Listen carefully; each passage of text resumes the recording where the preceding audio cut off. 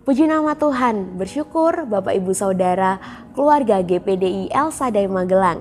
Kita dapat bertemu kembali di dalam Renungan 79. Mari terus mengalami pertumbuhan dengan Tuhan di 365 hari yang mengubahkan hidup Anda. Baik, puji nama Tuhan Bapak Ibu Saudara, di kesempatan kali ini kita akan kembali belajar mengenai kebenaran firman Tuhan. Dan saya mengambil di dalam 1 Yohanes pasalnya yang kelima di ayatnya yang ke-14. Saya rindu kita dapat membuka Alkitab kita masing-masing dan saya akan membacakannya untuk kita semua. Dan Bapak Ibu Saudara dapat menyimak di Alkitab masing-masing. Puji nama Tuhan.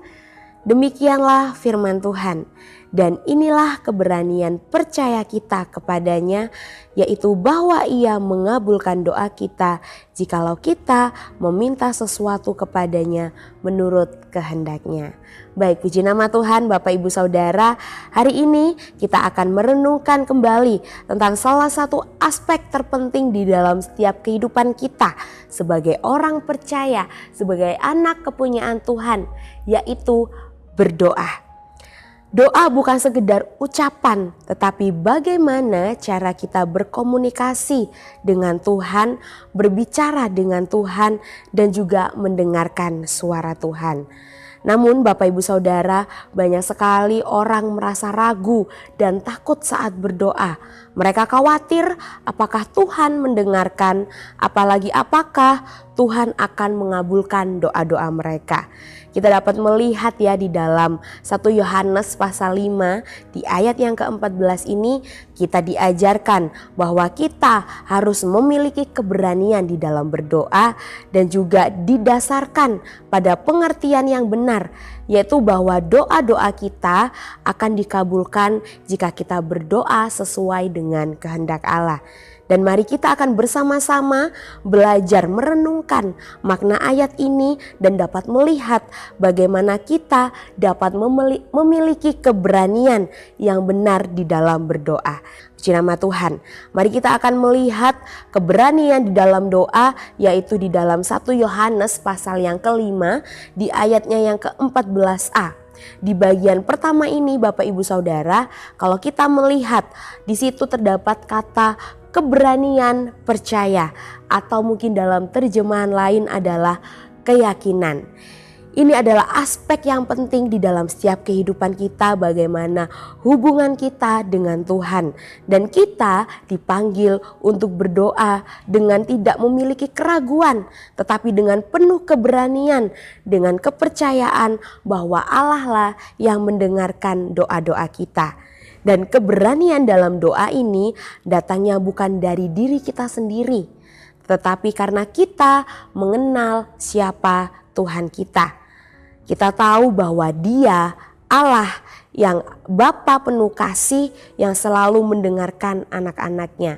Kalau kita melihat di dalam Ibrani pasalnya yang keempat di ayatnya yang ke-16, di sana terdapat kita diajarkan untuk menghampiri tahta kasih karunia dengan penuh keberanian. Namun banyak sekali pertanyaan, dan salah satu pertanyaan yang sering muncul di dalam setiap kehidupan kita adalah dari mana datangnya keberanian di dalam berdoa. Keberanian dalam berdoa Bapak Ibu Saudara datangnya adalah dari hubungan yang erat antara kita dengan Tuhan. Semakin kita mengenal Tuhan melalui kebenaran firman-Nya, maka semakin kita akan berani datang kepada Allah. Seperti seorang anak ya yang datang kepada bapaknya, yang datang kepada orang tuanya dengan memiliki banyak sekali permintaan.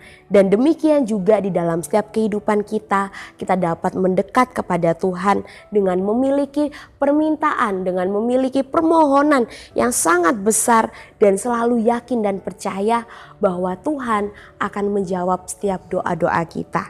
Dan yang kedua adalah yang harus kita lakukan adalah berdoa sesuai dengan kehendak Allah. Kalau kita melihat bersama-sama di dalam 1 Yohanes pasalnya yang kelima, di ayatnya yang ke-14b, di bagian kedua ayat ini Bapak Ibu Saudara memberikan penekanan yang sangat penting, yaitu jikalau kita meminta sesuatu kepadanya menurut kehendaknya.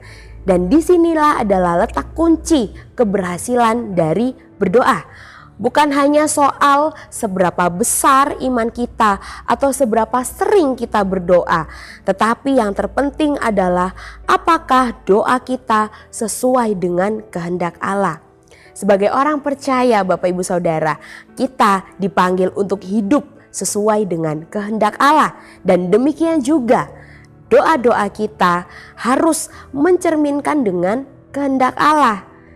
Kehendak Allah itu memang mungkin tidak selalu sesuai dengan keinginan kita. Kadang-kadang mungkin apa yang kita anggap baik, apa yang kita anggap benar, itu adalah bukan yang terbaik di dalam pandangan Tuhan.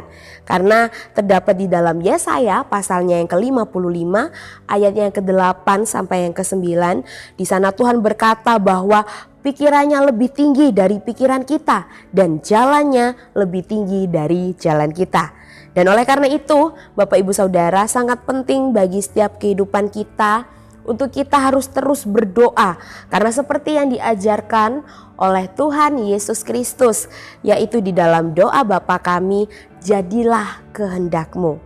Mencari kehendak Allah di dalam doa berarti kita harus tunduk kepada pimpinannya dan percaya bahwa Dia Allah yang selalu mengetahui apa yang terbaik bagi setiap kehidupan kita. Dan kita juga dapat memastikan bagaimana doa-doa kita dapat selaras dengan kehendak Allah. Yang pertama adalah hidup di dalam ketaatan. Orang yang hidupnya jauh dari Tuhan akan sulit berdoa sesuai dengan kehendak Allah. Karena hati yang taat pada setiap pimpinan dan berserah akan lebih peka terhadap pimpinan Roh Kudus. Dan kita sebagai anak-anaknya Tuhan, kita telah dipanggil untuk berdoa menurut dan sesuai dengan kehendak Allah.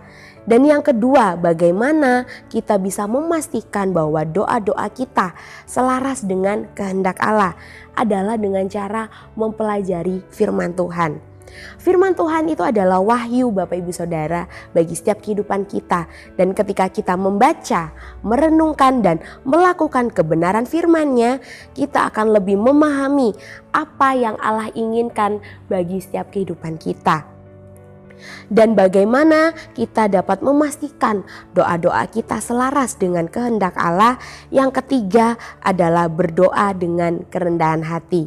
Kita harus datang kepada Tuhan dengan hati yang terbuka, dengan merendahkan diri dan siap menerima apapun jawabannya, dan selalu percaya bahwa kehendaknya lah yang paling terbaik di dalam setiap kehidupan kita.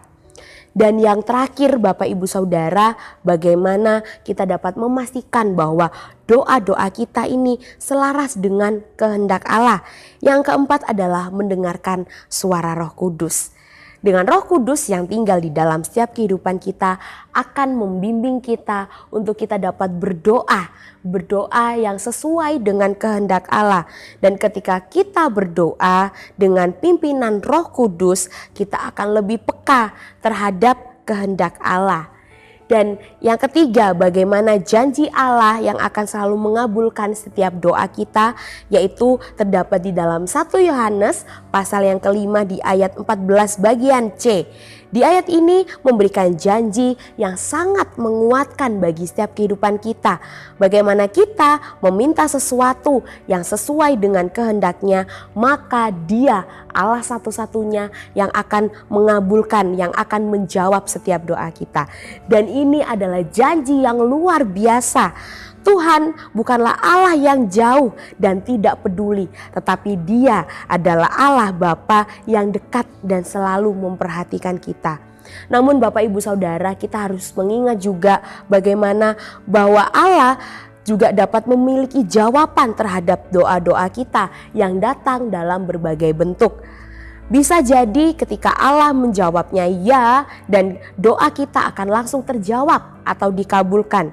Namun kadangkala Tuhan juga dapat menjawab dengan tidak. Yang berarti apa yang kita minta itu bukanlah yang terbaik menurut Tuhan. Dan ada kalanya juga Tuhan meminta kita untuk menunggu karena waktunya belum tiba. Sebagai contoh Bapak Ibu Saudara, ketika Rasul Paulus berdoa agar duri di dalam dagingnya itu dapat diangkat. Tetapi Tuhan tidak langsung mengabulkannya pada saat itu juga. Namun Tuhan malah berkata kepada Paulus, "Cukuplah kasih karuniaku bagimu, sebab justru dalam kelemahanlah kuasaku menjadi sempurna." Terdapat di dalam 2 Korintus pasalnya yang ke-12 di ayatnya yang ke-9. Dan jadi selalu ingat Bapak Ibu Saudara bahwa Allah selalu memberikan jawaban yang tepat di waktunya yang tepat.